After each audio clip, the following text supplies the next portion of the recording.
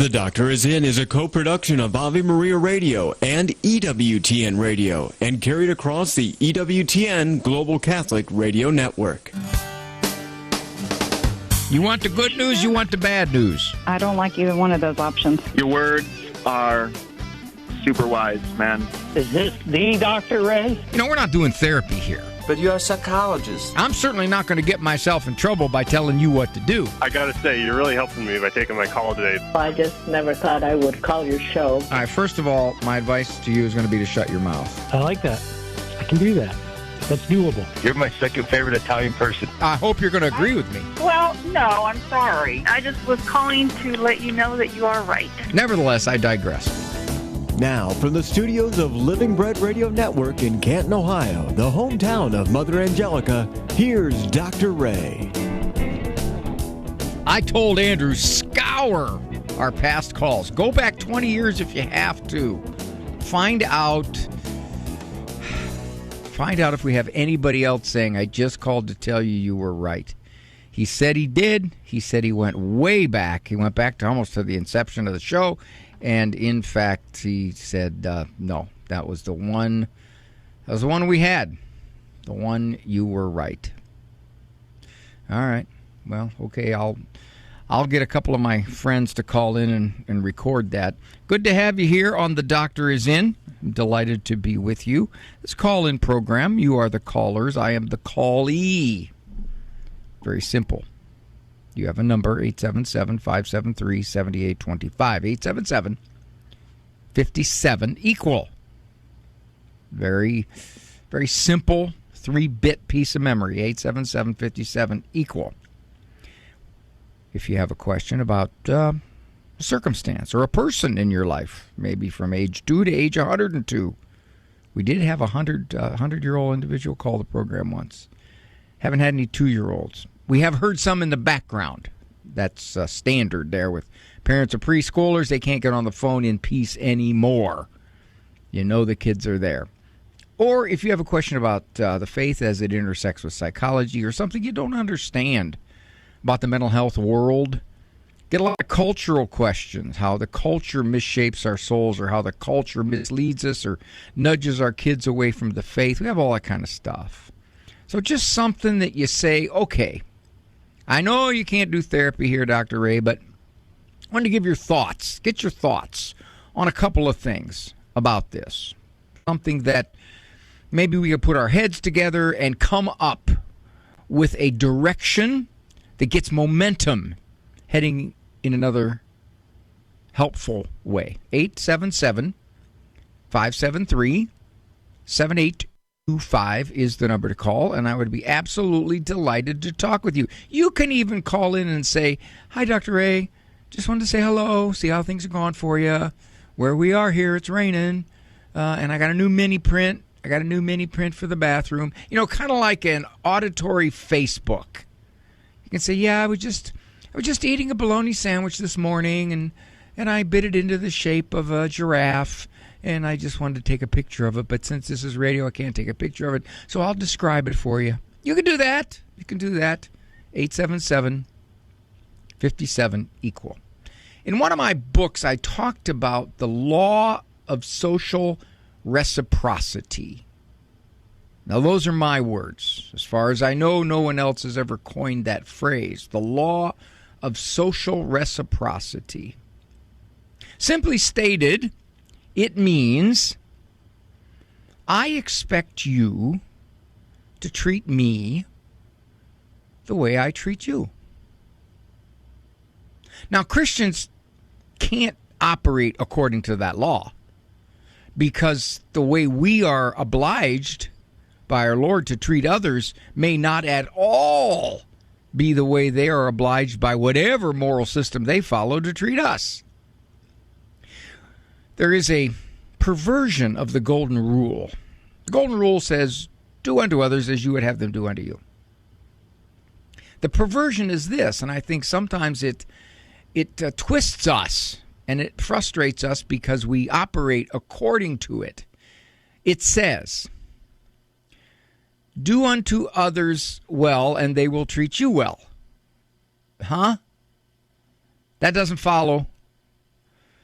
The law of social reciprocity says, if I'm kind to you, if I don't make snarky remarks about you or your opinions or your beliefs, if I treat you with respect, if I don't try to manipulate you to my own ends, you will do the same to me. Now, there's a big difference between the hope that that will happen and the expectation that that will happen. If you expect that will happen, I guarantee you're going to get real frustrated. Why? Because people don't act according to your moral value system, especially if you are a serious, committed follower of Christ. His guidance, his rules, his obligations, his conditions for treating other people well are pretty high. They're very, very high. You don't return insult for insult. You don't mistreat others because you have a justification to. You're not aggressive because they deserve it. In other words, you do not guide your behavior by their behavior. You don't act according to the leeway that they provide you because they do it. You can't do that. But yet, in subtle ways, that's a law that we live by. I treat you a certain way, therefore, you treat me a certain way. Well, that'd be nice. That'd be ideal. May not happen. And if you want it to happen, if you expect it to happen, if you demand it would happen, you're going to be frustrated. You're going to be upset. You're going to be angry. You may sever the relationship with that other person. If you have a relative that is just tough for you, just flat out difficult to get along with, if you expect them to act according to a certain set of social principles, social guidance, respect, and they don't, every time are you going to get upset? Or are you going to recognize they just don't follow the same rules of life that you do? Your rules of life were given by the Savior. Maybe theirs weren't. Or maybe they declare that theirs weren't, but they don't necessarily live by them when they become inconvenient. The law of social reciprocity is not a law that Christians should operate by. We are obliged to treat others a certain way independent of how they treat us. Now, one might say, but wait a minute. They could treat us so badly that it's dangerous for us to be around them. It's so severely troublesome to our well-being that we can't be around them. Yeah, there are those cases. But my experience as a psychologist is this. Most people in our close social circle, because those are the ones we have to get along with, are not so bad that we have to sever ourselves from them. They can be all kinds of negative characteristics we don't like, but that's very different than I've got to get away from them or I will have a psychotic break. Most of the time, that's not the case. Most of the time, I don't like what they say. I don't like how they act. I don't like their opinions. Now, this is not to say you have to be close to them. You don't have to say, well, that's okay. I have to be as very close to this one particular relative as this other relative who understands me and who thinks like I do, and we share so many wonderful moments together. No, you don't have to be equally close. But what you do is if they are in your circle, if they're your father or your mother-in-law or your cousin or your brother or your adult child, it behooves you to stretch yourself to get along with them. And the law of social reciprocity will stop you from doing that. 877-573-7825. 877-57-EQUAL. That is the number to call to get onto the program. I would be delighted for your calls. You give me a call, and we'll see if we can get to everybody. It's Dr. Ray. Do you own popular index mutual funds or ETFs? If so, you're automatically own shares of companies that conflict with your moral beliefs. Ave Maria mutual funds are managed to conform to pro-life and pro-family values. Long-term investors can invest in the no-load Ave Maria mutual funds. The experienced professional portfolio managers make decisions based on investment fundamentals and pro-life values. You can learn more about Ave Maria mutual funds today at 866-AVE-MARIA or visit AveMariaFunds.com. Hello, Steve Ray here from Footprints of God Pilgrimages. The land of our Lord and Our Lady is calling us. We're heading back to the Holy Land over Christmas break this year. We have the best, most reliable guides and services awaiting us. The holy sites are open, and the local Christians are anxious to see us. Galilee, Jerusalem, Nazareth, Bethlehem. No crowds, no lines. Hope you can join us. Find the Ave Maria Radio travel tab at AveMariaRadio.net. Strained or broken relationships are a given in most of our lives. Friends fall away, siblings drift apart, children sever ties with their parents, and despite our best efforts, these painful fissures are difficult to mend. Hi, I'm Dr. Ray. If you want to learn how to communicate better with the difficult people in your life and be a more easygoing, more forgiving person, check out my book, How to Get Along with Almost Everybody. Check it out. And all my other books on the store page at AveMariaRadio.net. That's AveMariaRadio.net. This program brought to you in part by Ave Maria, Florida, a big kind of small town where golf carts take you everywhere and there's always something fun around the corner. Discover championship golf, resort-style amenities, and a town center full of shopping and dining. With Ave Maria University and Ave Maria Catholic Church at its heart, it's a community full of connection and charm. More than 25 model homes are available for viewing. More information can be found at AveMaria.com. That's AveMaria.com.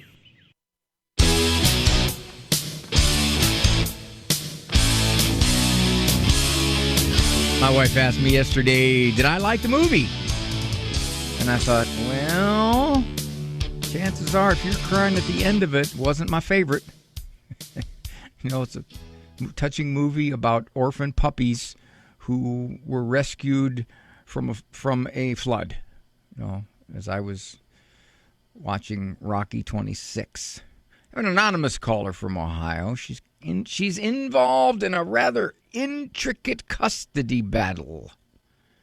Hello, Anonymous from Ohio. Thanks for the call.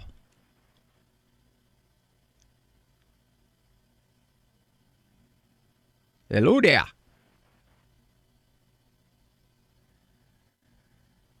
Hey, Eric, I don't know. I don't know if Anonymous knows she's there or not. Anonymous, are you there or not? Hello? There you go. Where did you go? You're just ignoring me? Sorry, I accidentally muted you. Well, hey, you didn't. Hey, when women mute me, it's not an accident.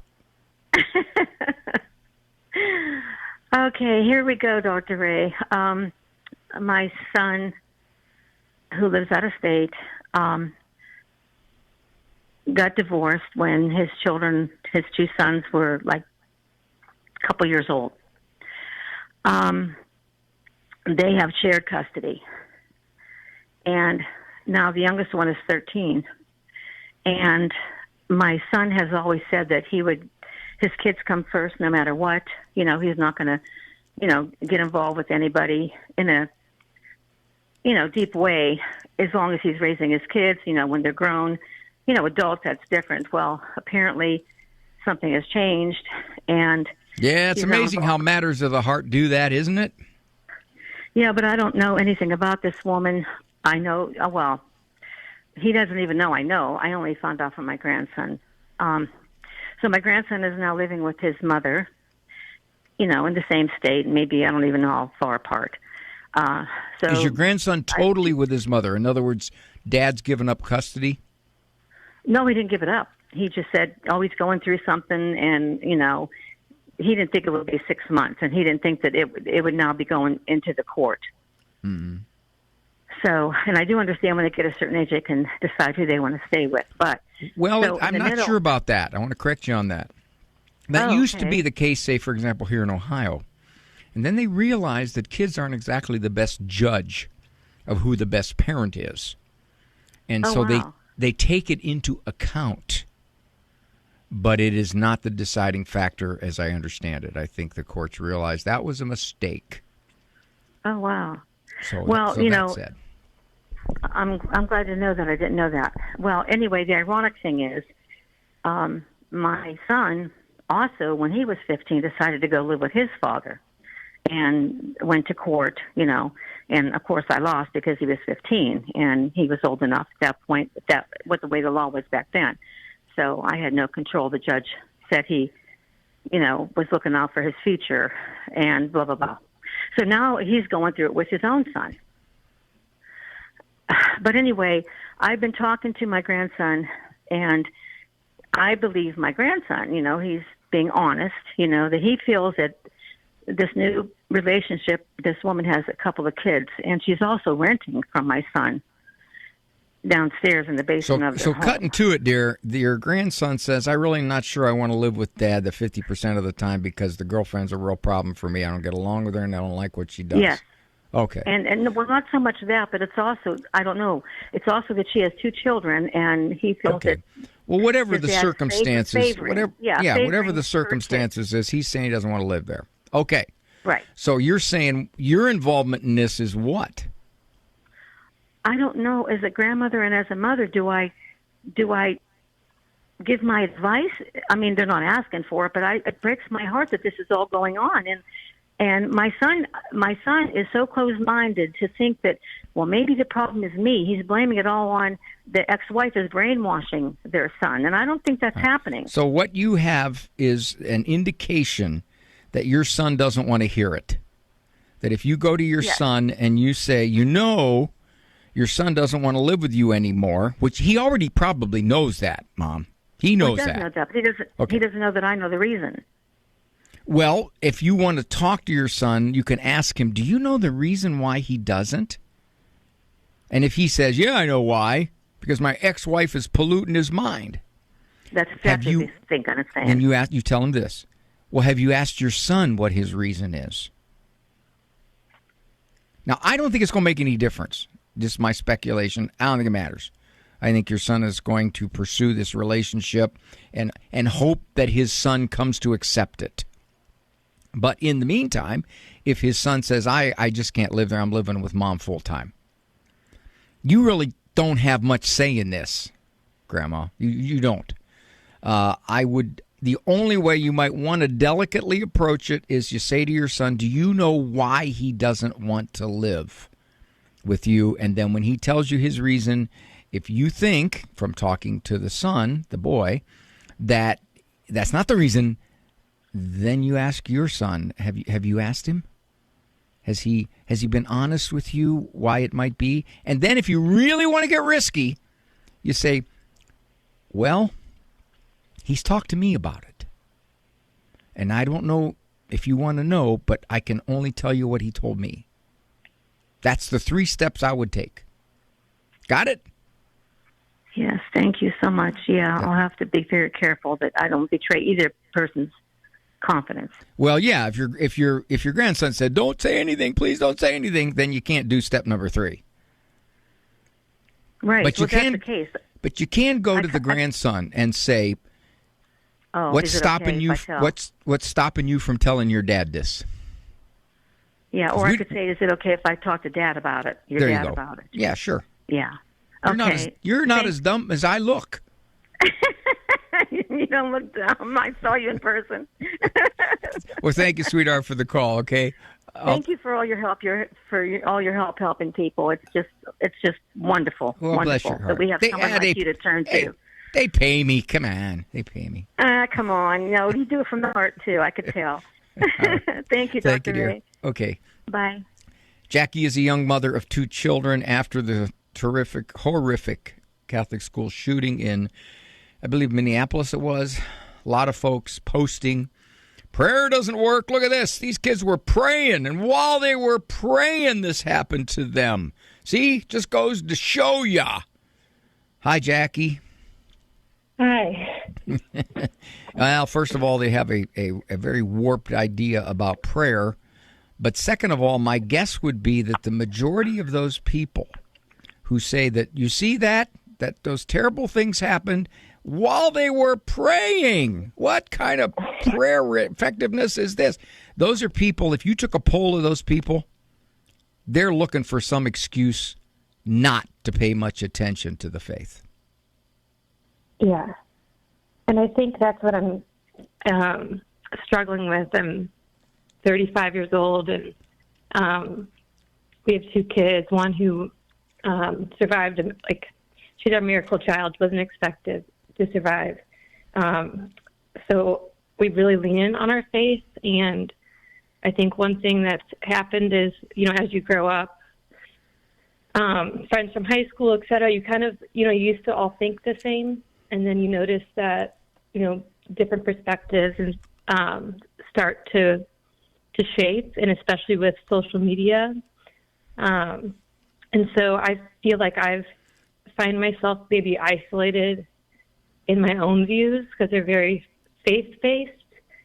And I'm trying to kind of strike a balance between advocating, even though it can be maybe advocating in a way that I think is honorable and respectful. Because one thing I communicated to my friend was, I feel like, saying how this pierces the heart of Jesus to condemn prayer. Why can't, and just kind of challenging, why can't we have both change and prayer? Obviously, these kids are at a school that, my own daughter goes to, where they go to Mass. And was your friend even open to anything you said? She was offended because she said that obviously this was just kind of a flippant thing that she shares, but she doesn't personally believe that that we shouldn't pray, but that there shouldn't be no more excuses about that there needs to be more action. But just a lot of the things that have been shared, I feel like, especially amongst people my age or in bigger cities like St. Louis too, or it's just hard to witness the pushback on the faith or the kind of. Well, she thinks, Jackie, that you're not only naive, but you're misguided. Here you are in your little holy circle. You just want to pray and trust Jesus while little kids are getting killed. That's kind of how she views it. It's rather harsh, but that's how she views it. And she's probably a bit intolerant of the way you look at things and the way you explain prayer. There's a couple of overarching themes here. One, our Lord said people are going to be divided because of him. So when you attempt to explain how you view life and how you view faith, there are those people who are going to say, even those that are, as you thought, in your social religious circle, who are going to say, well, that's just kind of foolish, Jackie. If you want to believe that, you go ahead. But that's offensive to me because I care about kids. You don't. You just sit in your little bedroom and pray. All right. That's just absurd, but that's what they think. Second theme is I would ask her, rather than trying to correct her, I would ask her, well, what are you saying? That we shouldn't pray? Be befuddled. Look like you're not understanding her. So are you saying we don't pray? No, I'm saying that prayer is not enough. We need to take action. And then I'd say, I agree. We do need to take action. What action are you thinking? Well, we need to have better gun control. We need to have a... Blah, blah, blah, blah. Okay, well, that is a political question. But I don't see how it relates at all to my prayer for those children's souls and their families. Do you? Yeah. That's what I would say. I would just kind of say, gee, trying to understand how you think here. I'll ask your questions and you answer them, because I'm not going to sit here and battle you out. God bless you for your faith, Jackie. Stand strong.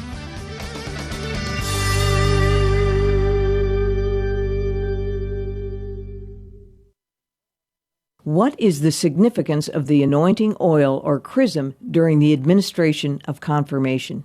According to the Catholic Catechism, when a Christian is thus anointed, he is marked with a permanent spiritual seal.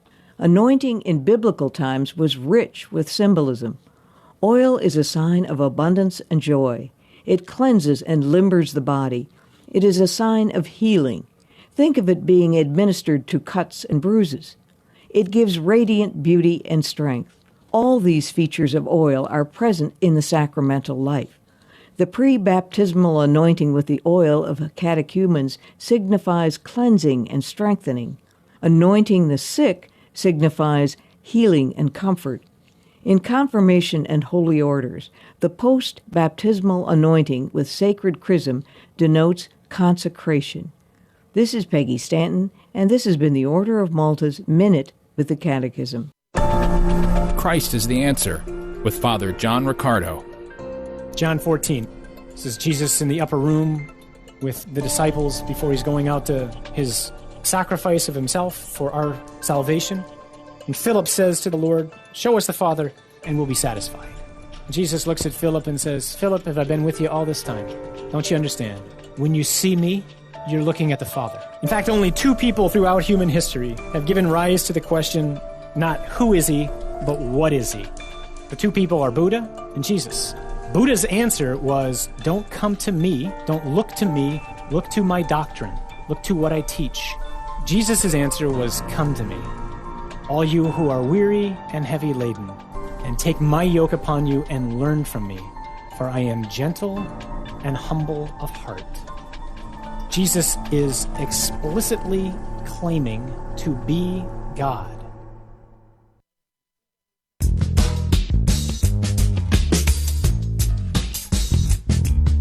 I will get to your calls, and I thank you for your patience.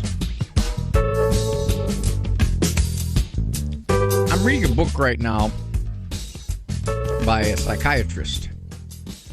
He's been involved in consulting to various priests, exorcists, regarding possession, oppression, vexation, infestation.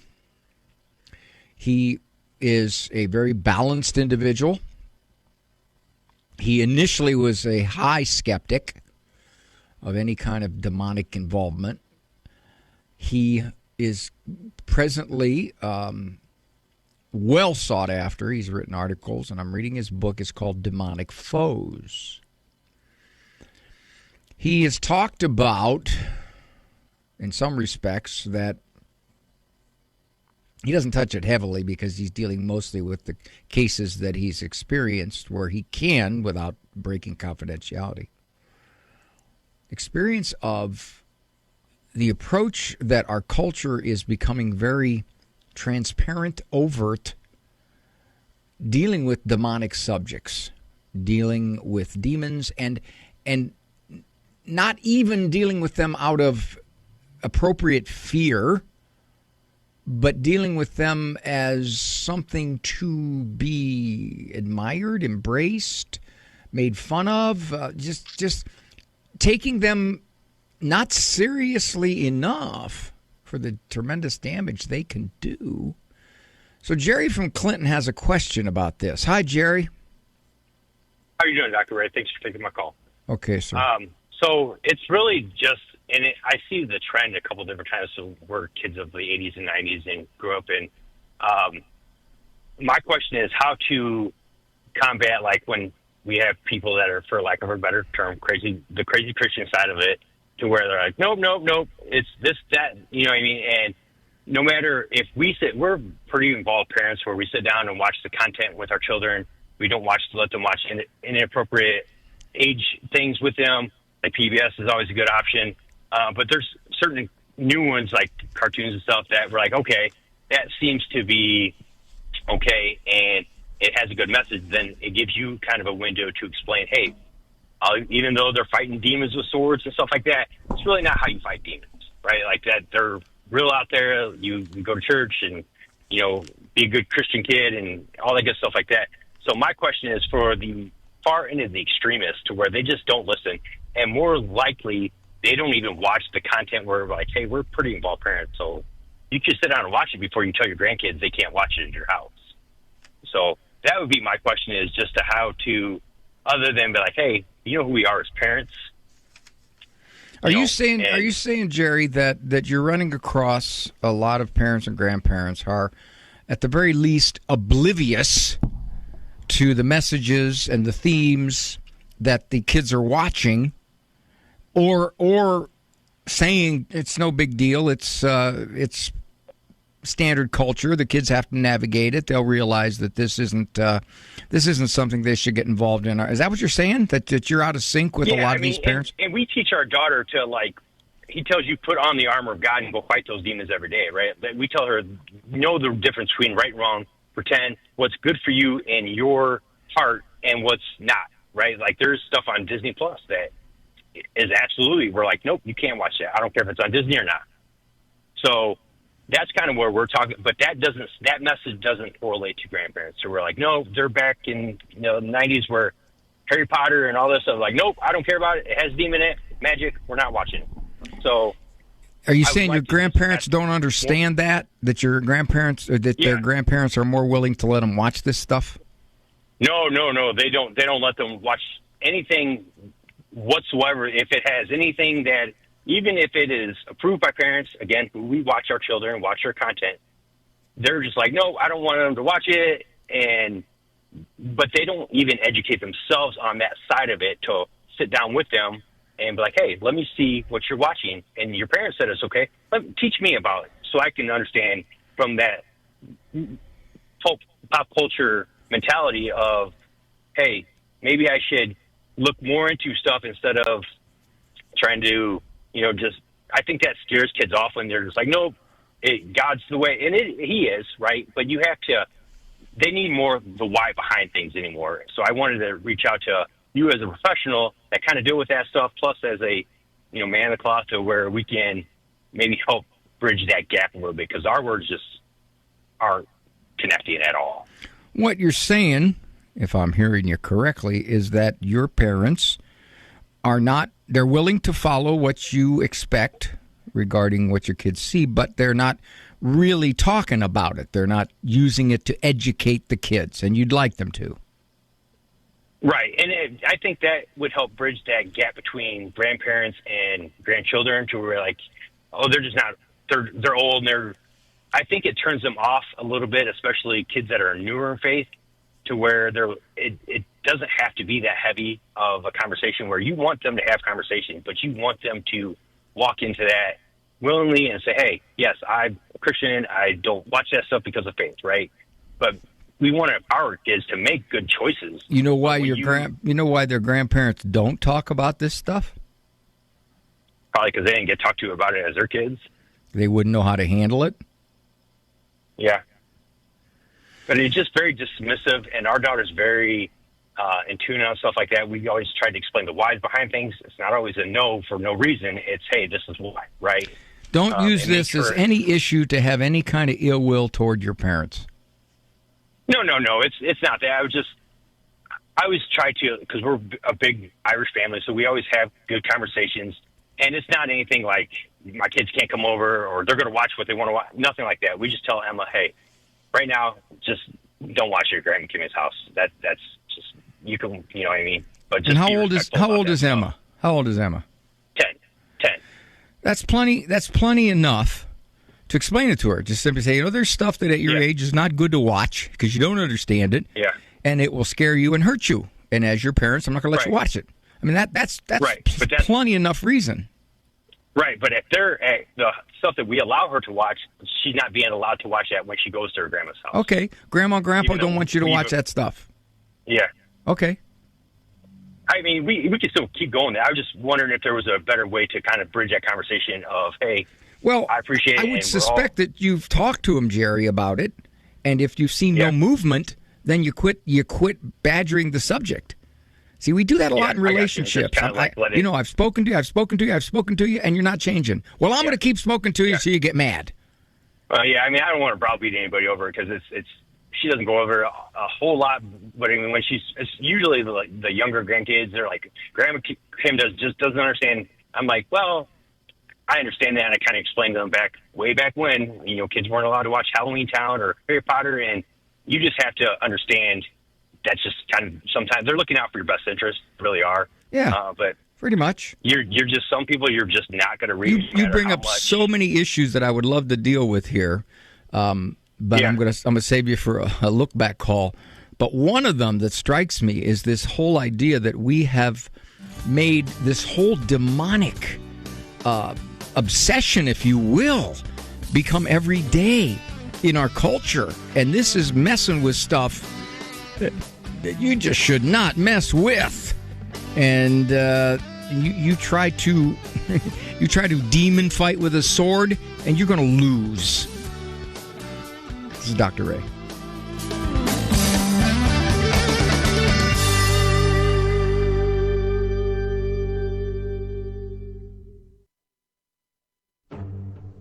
"60 on 10 with Monsignor Charles Pope." The fourth commandment, honor your father and your mother. This commandment enjoins on us as young children not only obedience to their parents and even older children, great honor for them, but also gratitude for all of our elders, teachers, employers, and leaders. It also directs citizens to a proper love of our country. So it's a rich commandment. And it also puts great requirements on those who are in those positions to be worthy of the honor that is due them. This commandment is fundamentally given to us by God because without respect for our elders, there can be no teaching, and we cannot hand on the wisdom of previous generations. This commandment is rich and it is for us. The fourth commandment, honor your father and your mother. For more about the 10 Commandments, visit EWTNRC.com.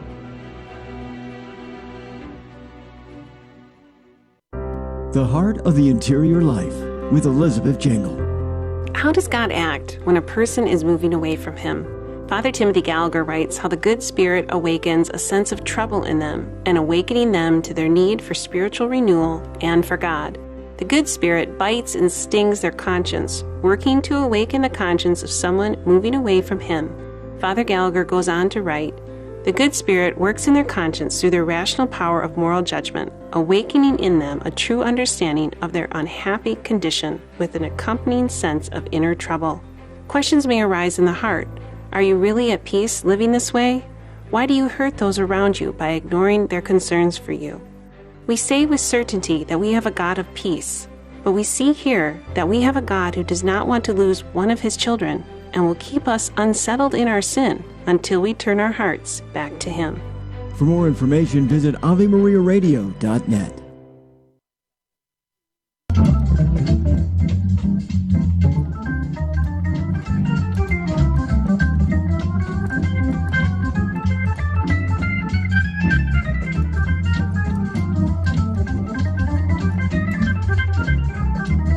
Those are fast hands, whoever that guy is.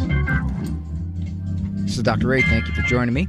This is The Doctor Is In. Before I go to your calls, because I know you're up there and I want to talk to you, very quickly, there are still a few seats left as we head to Ann Arbor, God willing, next week, October 20. Oh, Andrew, you're saying there's no seats left? They're sold out? Oh, yikes. Well, I am wrong. Go to AveMariaRadio.net. See, we can take 70 people. See what the numbers are. You can get on a waiting list because people do cancel sometimes. Oh, I didn't know that. I was just being humble. Humble, not assuming that my television show audience would be sold out. It's a very humble thing of me, I think. Don't you think so, Andrew? I think so. Okay, well, you can still check it out anyway. But and then after that, I'm going to make an announcement if I get a chance. On November 11th and 12th, we'll be in D.C., so we're going to shoot there, too.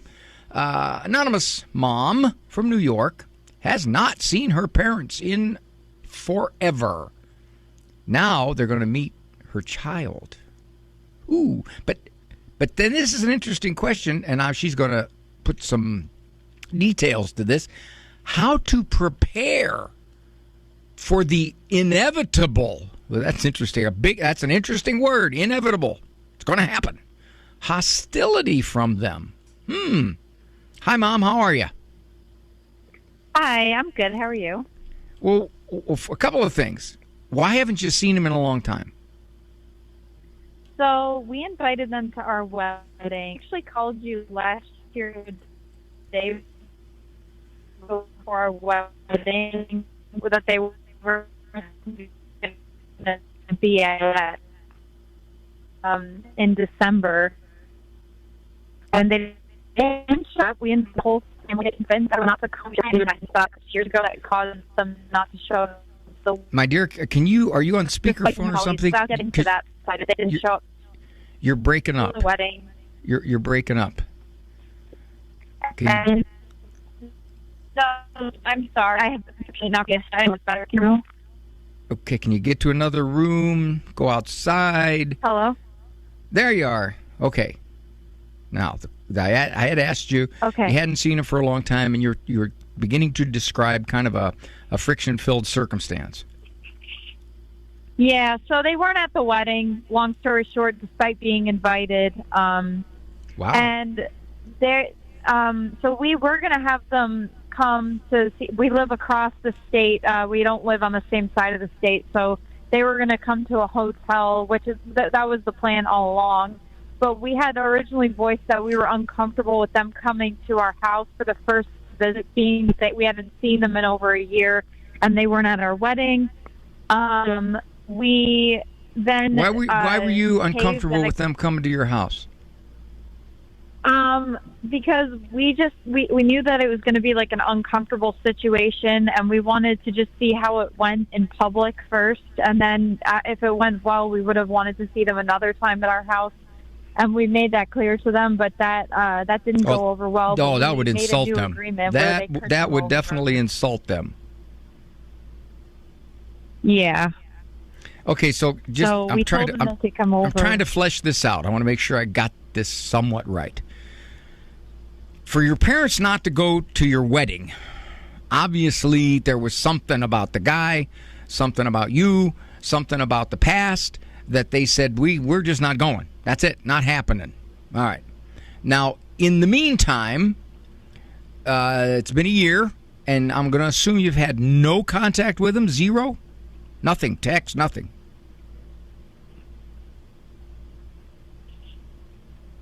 Is that true?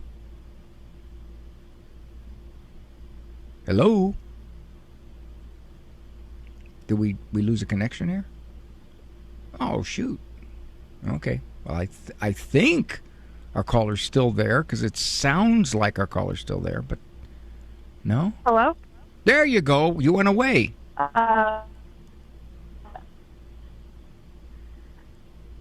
You're back. You know what? I think your phone is cutting out for long periods. We could have her call back if you could, Eric. Just take care of her. I will go to our anonymous caller from New England. Hello, anonymous caller from New England. How are you? People not wanting to talk to me today. I'm starting to take it personal. Caller, you there? Eric, is it us?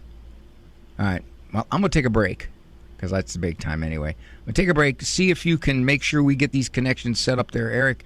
This is Dr. Ray, 877-57-EQUAL.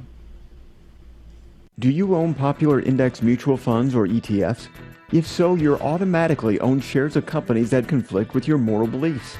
Ave Maria mutual funds are managed to conform to pro-life and pro-family values. Long-term investors can invest in the no-load Ave Maria mutual funds.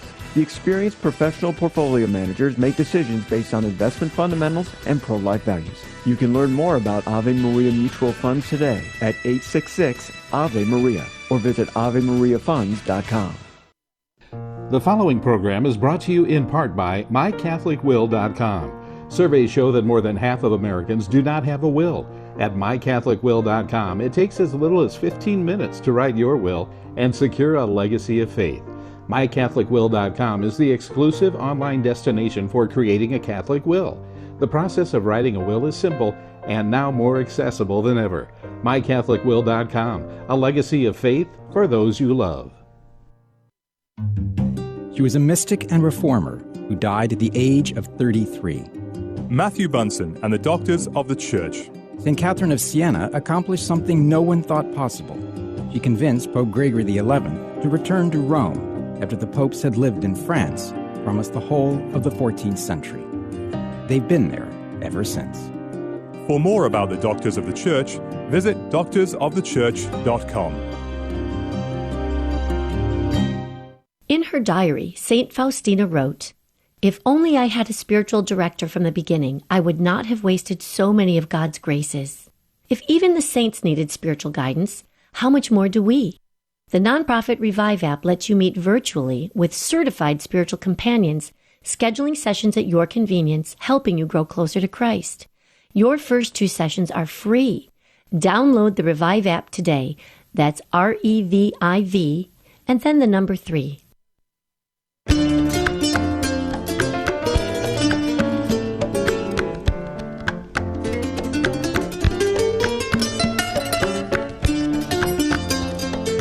Okay, let's try this again. Our caller on line 3 who had to go because of the phones, if you can hear me, you call back at your convenience. We will definitely talk about your situation with your parents. On to our anonymous caller from New England who is on a time crunch because her husband doesn't really want her calling. Hi, Anonymous, how are you? Hi, Dr. Ray. Here's what I understand. You got 2 elderly neighbors. One, they're siblings, and one is the more competent of the siblings. The brother is more incapacitated. Is that it? Well, he can stand up. We thought he was on his deathbed. She comes right over, and we were going to go on vacation for a few days, and we immediately said we have to go, and we thought he was dying. And then she waits till my husband comes home from church or whatever. Sunday she did that, and I confronted her. I said, "Listen, our son's in the hospital with autism, with major developmental delays, behavioral issues, and he got other issues, fractures." And she goes, "Oh, you're a good cook," and she left finally. But they've both never been married. And they have plenty of siblings, but they moved or they died. She wants your husband to go over and just keep company with her brother. Yes. How often? How often? She didn't say. But my husband, he agrees that she shouldn't have confronted with our son, especially, many months in the hospital. He agrees upon that, but he will go over and, encourage him to walk, but he doesn't want to walk, whatever. He wants to, because he felt bad. He thought he died already, and he didn't because... Who? Did you ask your husband how often he's willing to go sit and for how long? No, because he doesn't know, because we're visiting our son who's been many months in the hospital. Ooh. 6 months. Well, is he the one that's going to handle this lady's requests, or are you? Him. Okay. She wants him. She only talks to him. Well, I'm saying, is he the one that's going to put limits on her? No. Or are you? I can't. It's his decision. I can't tell him what to do. That's the way my marriage is. So. Does he see it as a problem? Who? Does he see it as a problem? But does your husband see this as a problem? Yeah, but he's still willing to help. He's Christian and says, well, he'd feel bad if he ever died, and didn't go over.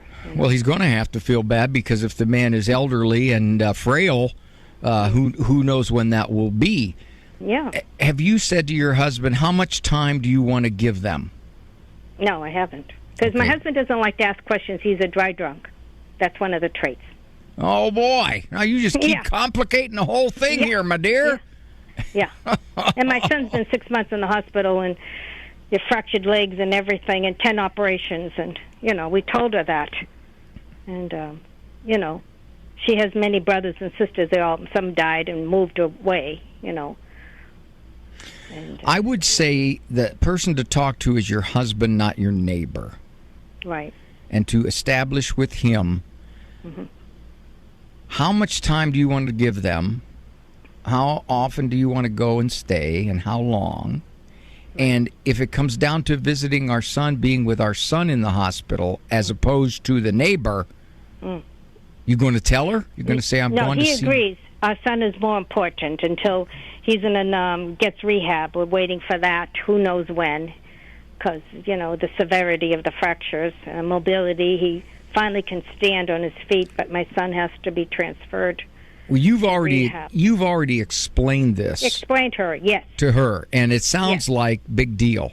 She sounds like she's saying, "No, I still want him to come over. You're just in the way." Yeah. Yeah, So- and when I that we all have our crosses. Some crosses are heavier than others. He ignored me. He didn't say a word, not one word. You say he, meaning your husband, No, him, her brother. her brother. Okay, so he's aware. He is. Yeah. Okay, he's cognizant. Yeah, I really have to make it.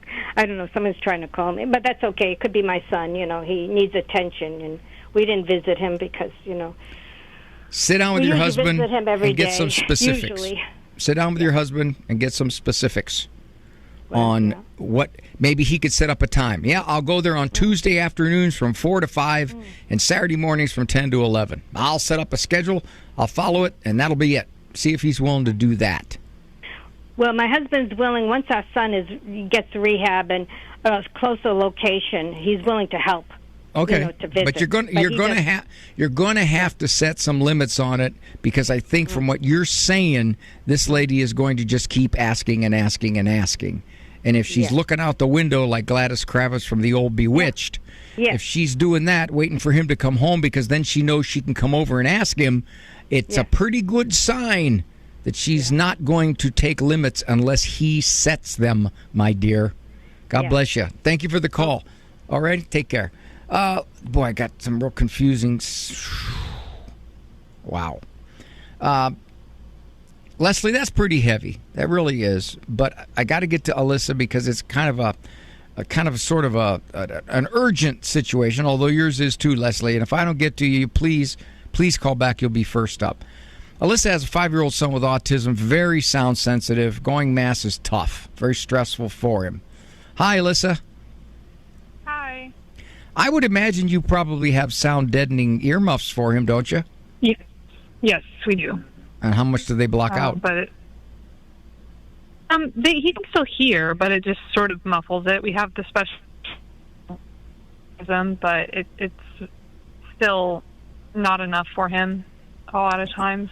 How does the distress show itself? He yells and waves his arms. Is he verbal at all? Oh yeah. He's very verbal. He's very smart. Okay. This runs in my family, and all my adult family members with autism. You wouldn't be able to tell, but it's just these early years when they don't know how to It's tough. Well, I would imagine you almost got to get the stuff that can pretty much, if you say it, block out 90% of the sound, not 50, 90. I don't know where to get that. Well, earplugs for one, and then perhaps the foam ear pads for another. So between the two of them, and then you go maybe to the cry room where it isn't quite so loud. That you can do that. And if it comes so bad, if he becomes disruptive, obviously you leave and you go out into the vestibule or maybe sit in the car, and then as he calms down, you come back in and say, we're going to try again. We're going to try again, because I'm going to tell you, we're not going to leave because you scream and yell. Yeah. I don't know how much, see, in a situation like this, I don't know, and it's really hard to separate out, and I know there are those parents with children with autism who would say, oh my gosh, Dr. Ray, you're way off. But you can't always know the level of distress as measured by physiologically, I can't take this, and I don't want to take this. Yeah, it's hard to tell. Yes. In his mind, even the slightest discomfort of a sound he may be convinced I can't tolerate. That's just way too much for me. It overwhelms my system. So only as a mom, you know that. And you know what kind of chaos and stimulation he can take in other environments if this is particularly targeted to being in mass. It may be something about the crowd. It may be something about feeling closed in. I don't know. But is there something about... Go ahead, please. I think it's the crowd, because he is very sound sensitive. I don't think he's making it up just to make it up, but I think he has handled loud situations before, but in less crowded. Okay. That could be the indication. If you can go to a mass that's less crowded, or go to the cry room, or even sit in the vestibule if they stream on camera the mass, as our parish does. Out in the vestibule, the mass is there. You're out by yourself. You're alone. It's kind of quiet. Call back, those of you waiting. This is Dr. Ray. Walk with God. That's how you be a saint. For information on Dr. Ray's presentations, books, and CDs, visit DRA.com and follow him on Facebook and Instagram. The Doctor Is In is a co-production of Ave Maria Radio and EWTN Radio and carried across the EWTN Global Catholic Radio Network.